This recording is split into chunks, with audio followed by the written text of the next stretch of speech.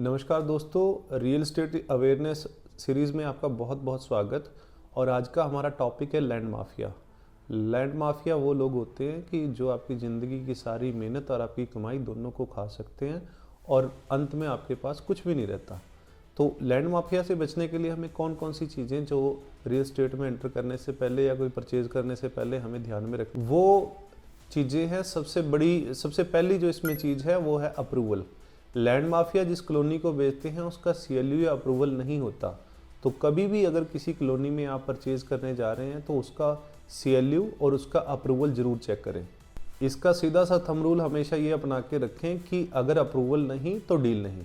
दूसरा जो सबसे मेन इसके अंदर पॉइंट आता है, अगर आपको चीज़ कोई व्यक्ति कहे कि मार्केट रेट से मैं बहुत ज़्यादा सस्ता दिला दूंगा, तो उसमें आपको सबसे ज़्यादा खबरदार होने की ज़रूरत है। क्योंकि अगर कोई चीज़ मार्केट रेट से बहुत सस्ते दामों में मिल रही है तो आपको पता है कि उसमें कुछ ना कुछ डिस्प्यूट हो सकता है। तो कभी भी ऐसी डील में ना फंसें।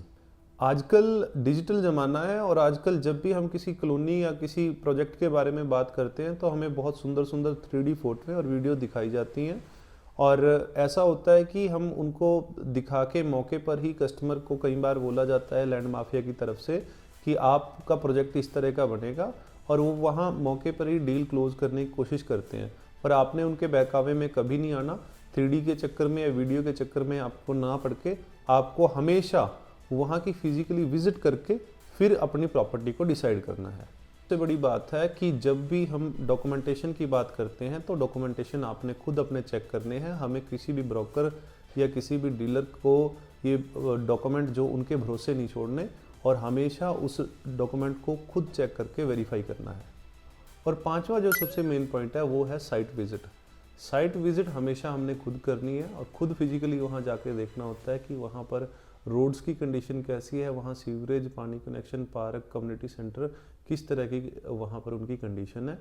हमेशा जो बिलीव करना है वो सिर्फ साइट विजिट पे बिलीव करना है। छठा जो सबसे मेन पॉइंट है इसमें वो है कि आज रियल एस्टेट बहुत ज़्यादा ग्रोथ कर रहा है, बहुत नए बिल्डर मार्केट के अंदर आ गए।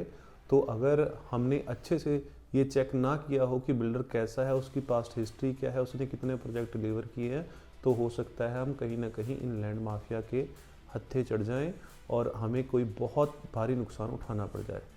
सातवां जो सबसे मेन पॉइंट इसमें हमने ध्यान रखना है कि हमने कभी भी किसी भी साथी को एडवांस या टोकन मनी बिना पेपर वर्क के नहीं देना। क्योंकि बहुत सारे ऐसे रियल एस्टेट के अंदर आपको ब्रोकर और डीलर मिल जाएंगे जो बिना पेपर वर्क से आपको फोर्स करेंगे कि आप पेमेंट दे दो, एडवांस दे दो, टोकन दे दो, हम आपकी बुकिंग कर लेते हैं। पर हमने हमेशा ध्यान रखना है कि हमने ऐसा कोई कदम कभी नहीं उठाना और हम विदाउट पेपर वर्क किसी को 1 रुपया भी कभी नहीं देना। साथियों, अगर हम अपना सही डिसीजन लेके एक सही जगह और सही रेट में कोई प्लॉट लेने में कामयाब रहते हैं तो वो हमारी ज़िंदगी बना सकता है। पर हमें साथ साथ ये भी ध्यान देना है कि अगर कोई लैंड माफिया हमें फेक डॉक्यूमेंट बना के और गलत प्रॉपर्टी हमें बेचते तो वो हमारी ज़िंदगी खराब भी कर सकता है।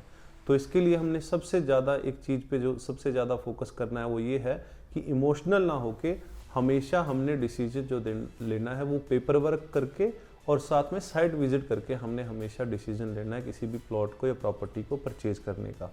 अगर आपको हमारा ये टॉपिक अच्छा लगा, आपके लिए टॉपिक हेल्पफुल लगा, तो हमारे चैनल को सब्सक्राइब करें और हमें फॉलो ज़रूर करें। आप सभी का बहुत बहुत धन्यवाद।